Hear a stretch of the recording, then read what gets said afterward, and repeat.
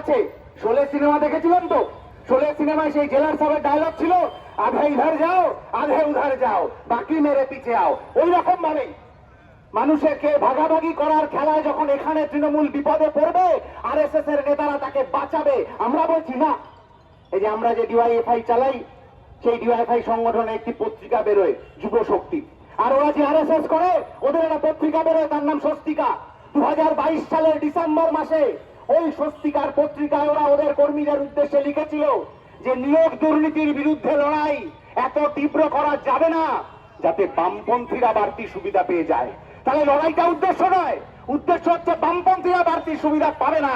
আর এই কারণেই আমরা বামপন্থীরা রাস্তায় দাঁড়িয়ে লড়াইয়ের ময়দানে বলতে চাই যে বামপন্থীদের সুবিধা দরকার নেই।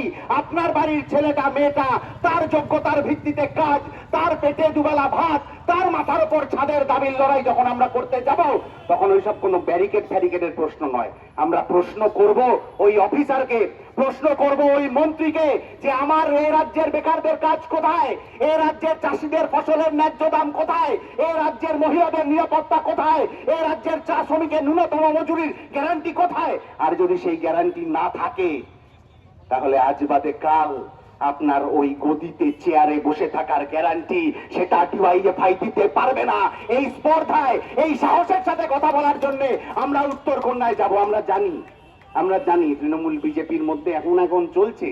দিল্লিতে যখন বিজেপির বিরুদ্ধে কোনো লড়াই হবে, আপনি তৃণমূলের সাংসদদেরকে ঘরের ভেতরে খুঁজে পাবেন না। সেই অনেক পুরনো গান শুনেছিলেন তো, তৃণমূল আর বিজেপির সম্পর্কটা ওই রকম।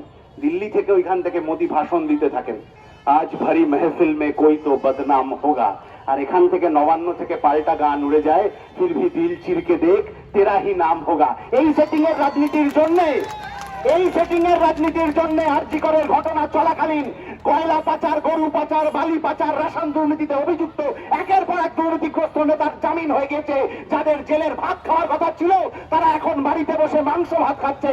আর এ রাজ্যের যৌবন, এ রাজ্যের পরিযায়ী শ্রমিক, এ রাজ্যের চা বাগানের শ্রমিক, এ রাজ্যে গ্রাজুয়েশন মাস্টার ডিগ্রি কমপ্লিট করে স্কুলে কলেজে শিক্ষকের চাকরি পেতে যাওয়া ছেলেটা মেয়েটা রাস্তায় পড়ে রয়েছে ধুলোয়।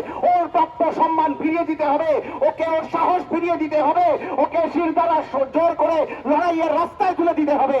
আর এই লড়াইয়ের রাস্তায় বামপন্থা, ডিওয়াইএফআই তাকে তার ওই যন্ত্রণা মুক্তির উপায় হিসেবে আজকের এই উত্তরকন্যা চলো অভিযান দাবি আদায় হবে, দাবি আদায় করতে হবে। ওই মন্ত্রীর কাছ থেকে, ওই দপ্তরের কাছ থেকে আদায়যোগ্য দাবি নিয়েই আমরা ফিরবো, এই আশা ভরসা দিয়ে আমার কথা এখানেই শেষ করছি। বিপ্লব দীর্ঘজীবী হোক।